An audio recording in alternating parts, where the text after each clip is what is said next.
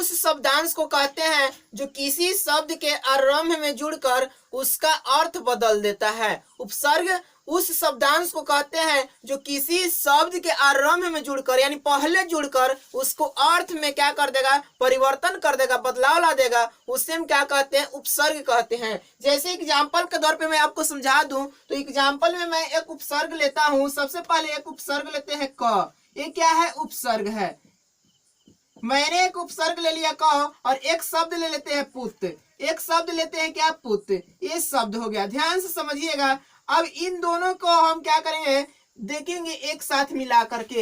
एक साथ मिलाएंगे तो क्या हो जाएगा, सबसे पहले हम देखिए लिखेंगे क जो उपसर्ग है किसी शब्द के आरंभ में जोड़ना है, इसलिए पहले हम लिख दिए क और इसके बाद में देखिए शब्द जो है पुत है तो इसको हम क्या करेंगे, बाद में लिखेंगे। अब ये दोनों को आपस में मिलाएंगे तो इसका अर्थ क्या बन जाएगा, कपुत बन जाएगा। और यहाँ पे देखिए पुत का मतलब क्या होता है, पुत शब्द जो है पुत का मतलब होता है पुत्र और कपूत का मतलब जो हो जाएगा क्या हो जाएगा, बुरा लड़का होता है। कपूत का मतलब क्या हो जाएगा, बुरा लड़का। ठीक है, बुरा लड़का। इस प्रकार से क्या हो गया, यहाँ पे शब्द का अर्थ डायरेक्ट परिवर्तन हो गया। यहाँ पे पुत्र कह रहे थे और यहाँ पे कपुत्र हो गया। ठीक है, इस प्रकार से क्या हो गया, ये उपसर्ग है। और मैं इसके साथ बहुत सारे उदाहरण के साथ समझा रहा हूँ। आप मेरे वीडियो से बने रहिएगा और वीडियो को लास्ट तक देखिएगा, तभी आपको क्लियर हो जाएगा कि कौन सा उपसर्ग है और कौन सा प्रत्यय होता है। उन सभी के बारे में मैं इसी वीडियो में क्लियर करने वाला हूँ।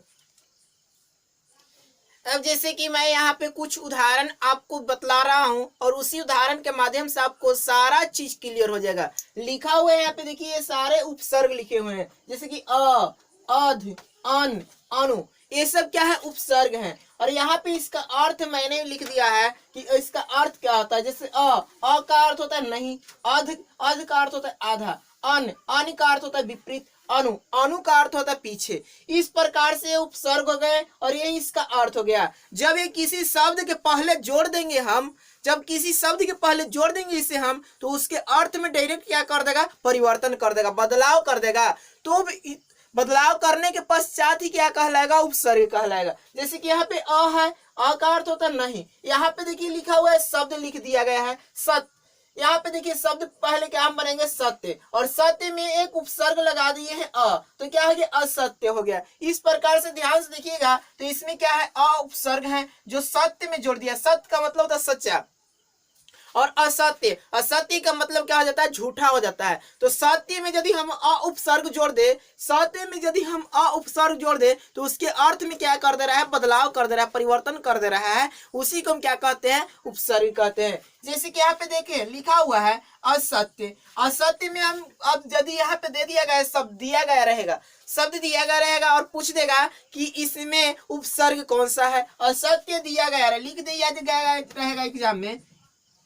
एग्जाम में आपसे पूछेगा कि असत्य में उपसर्ग क्या है, तो असत्य में उपसर्ग क्या है, तो हम डिफिनेशन पढ़ लिए हैं कि इसमें क्या करना है, इसके ऐसे शब्द को आगे निकालना है जिसका अर्थ सही से ही निकल जाए। जैसे कि इसमें उपसर्ग क्या होगा, अ होगा, तो अ इसमें हम निकाल देंगे तो यहाँ पे अ का मतलब हो गया एक उपसर्ग आ गया और यहाँ पे सत्य क्या आ गया, एक शब्द आ गया। तो सत्य का मतलब सच्चा और इसमें यदि अ उपसर्ग मिला दिए तो असत्य हो गया और असत्य का मतलब क्या था, झूठा। इस प्रकार से हम क्या करेंगे, उपसर्ग हम प्राप्त कर लेंगे।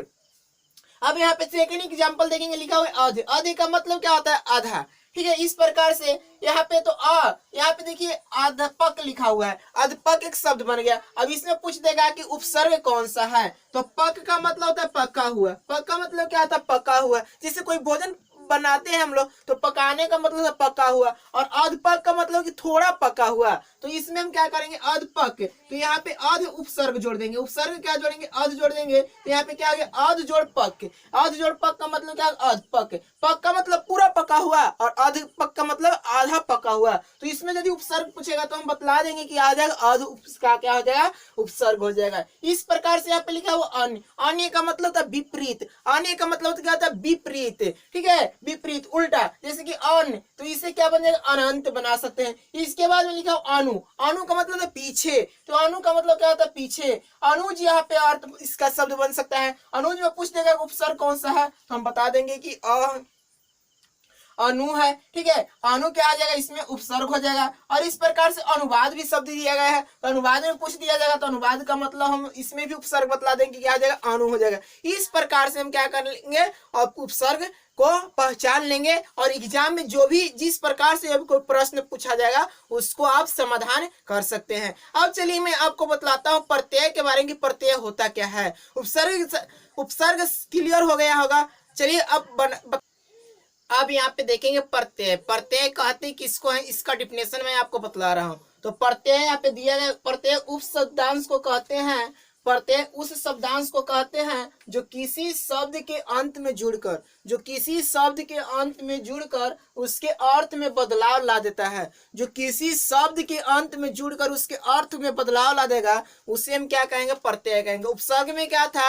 कि किसी शब्द के पर रम में जुड़ गया, रम में जुड़ता था, और प्रत्यय में क्या होता है कि किसी शब्द के अंत में जुड़कर उसके अर्थ में बदलाव ला देता है। बस इतना ही सा अंतर ध्यान देना है कि उपसर्ग में जो होता है किसी शब्द के पहले जुड़ता था, और प्रत्यय में क्या होता है किसी शब्द के अंत में जुड़कर उसके अर्थ में बदलाव दोनों प्रकार से कर देगा। यहाँ पे आप देखेंगे तो प्रत्यय दो प्रकार के होते हैं, पहला यहाँ पे कृदंत और दूसरा तो तद्धित।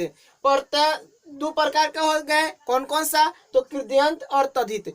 कृदंत क्या होता है, तो जो प्रत्यय क्रिया या धातु के अंत में जुड़ा जाता है, जो प्रत्यय क्रिया धातु के अंत में जुड़ा जाता है उसे कृदंत कहते हैं। और तद्धित क्या होता है, तो जो प्रत्यय किसी संज्ञा या विशेषण के अंत में जोड़ा जाता है उसे तद्धित कहते हैं। फिर से एक बार समझिएगा, कृदंत क्या होता है, तो जो प्रत्यय किसी क्रिया या धातु के अंत में जोड़ा जाता है उसे हम कृदंत कहते हैं, और जो प्रत्यय किसी संज्ञा या विशेषण के अंत में जोड़ा जाता है उसे हम क्या कहेंगे, तो तद्धित कहेंगे। अब यहाँ पे समझेंगे, लिखा हुआ है कुछ उदाहरण के माध्यम से आपको क्लियर हो जाएगा। जैसे कि यहाँ पे लिखा हुआ है आ क्या है, यहाँ पे प्रत्यय है, और आज से यहाँ पे लिखा गया ये भी क्या है, प्रत्यय है। यहाँ पे एक शब्द मैंने बना दिया है भूखा, जैसे कि इसमें कौन सा प्रत्यय जोड़ा गया है, तो भूखा में देखिए कौन सा प्रत्यय जोड़ा गया है, इसके बारे में समझना है। तो भूखा में हम ध्यान से देखेंगे तो क्या होता है, भूख, ठीक है, और इसमें यदि हम आर जोड़ देंगे तो क्या आ जाएगा, भूखा। लास्ट में क्या आ रहा है, आ रहा है, तो लास्ट में क्या आ रहा है, आ रहा है, जो छुपा हुआ है साइलेंस है, यानी कि इसमें भूखा में क्या हो जाएगा, आ आता है, इसलिए इसमें प्रत्यय क्या हो गया, तो आ हो गया।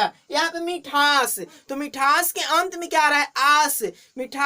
मीठा के और आस दोनों को अगर संधि विच्छेद करिएगा तो क्या आ जाएगा, लिखिएगा मीठा जोड़ आस, मीठा जोड़ आस, यानी कि मिलके क्या हो जाता है, मिठास हो जाता है, मिठास हो जाता है, मिलकर क्या बन रहा है, मिठास बन रहा है। तो इस प्रकार से इसमें क्या हो गया, इस प्रकार से इसमें क्या हो गया, प्रत्यय कौन सा हो गया, तो प्रत्यय हो गया आस हो गया।